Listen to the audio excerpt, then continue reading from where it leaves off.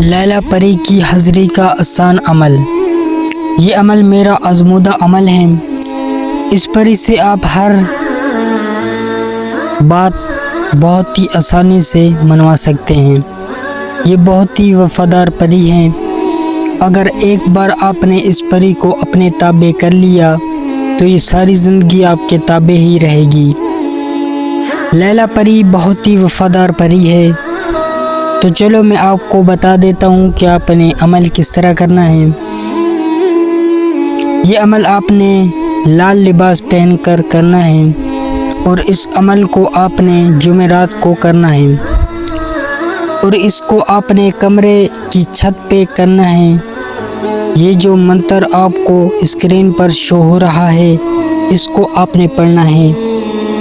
میں آپ کو ایک بار پڑھ کے بھی سنا دیتا ہوں تاکہ آپ کو اس منتر کو پڑھنے میں کوئی پریشانی نہ ہو۔ اوم رگت چامنڈی تونگو سواہ۔ میں ایک بار پھر سے آپ کو سنا دیتا ہوں۔ اوم رگت چامنڈی تونگو سواہ۔ اس منتر کو آپ نے 1500 بار پڑھنا ہے۔ آپ نے 1500 مرتبہ اس کی تعداد مکمل کرنی ہے۔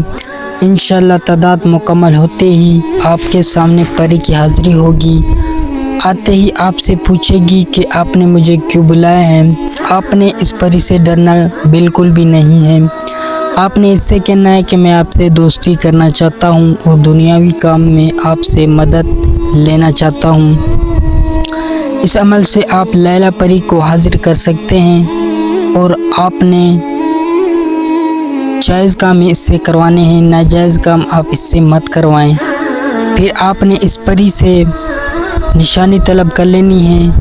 آپ نے کہنا ہے کہ اگر میں آپ کو دوبارہ حاضر کرنا چاہوں تو آپ مجھے طریقہ بتائیں، نشانی دیں تاکہ میں آپ کو دوبارہ آسانی سے حاضر کر سکوں۔ تو یہ آپ کو دوبارہ حاضری کا طریقہ بتائے گی یا نشانی دے گی۔ تو اس طریقے کو آپ نے یاد رکھنا ہے اور یہ جس طرح عمل بتائے یا طریقہ بتائے اسی طرح آپ اس پری کو دوبارہ حاضر کر سکتے ہیں۔ یہ لیلا پری بہت ہی بےحد وفادار پری ہے۔ اگر آپ نے اس کو ایک بار اپنے تابع کر لیا تو یہ زندگی بھر وفا کرے گی، دھوکہ کبھی نہیں دے گی۔ آپ نے اس سے صرف جائز کام ہی کروانے ہیں۔ عمل کرنے سے پہلے آپ نے رجال الغیب کی سمت معلوم کر کے اس کی طرف پشت کر کے عمل کرنا ہے تاکہ آپ کو عمل میں رجت نہ ہو۔ عمل کرنے سے پہلے آپ نے سار کرنا ہوتا ہے، وہ بھی ضرور کیا کریں اور عمل کرنے سے پہلے آپ جلالی جمالی پرہیز بھی ضرور کر لیا کریں۔ ان باتوں میں کامیاب ہونے کے لیے آپ کی باطنی آنکھ کا کھلا ہونا بھی ضروری ہوتا ہے اور روحانیت کا تیز ہونا بھی ضروری ہوتا ہے۔ اگر آپ کی روحانیت تیز ہوگی تو آپ کسی بھی عمل میں انشاءاللہ کامیاب ہو سکتے ہیں، اللہ نے چاہا تو۔ جیسا کہ اللہ نے کہا ہے، اللہ فرماتے ہیں وَتُعِزُّ مَن تَشَاءُ وَتُذِلُّ مَن تَشَاءُ۔ بے شک اللہ جسے چاہے عزت دے اور جسے چاہے ذلت دے۔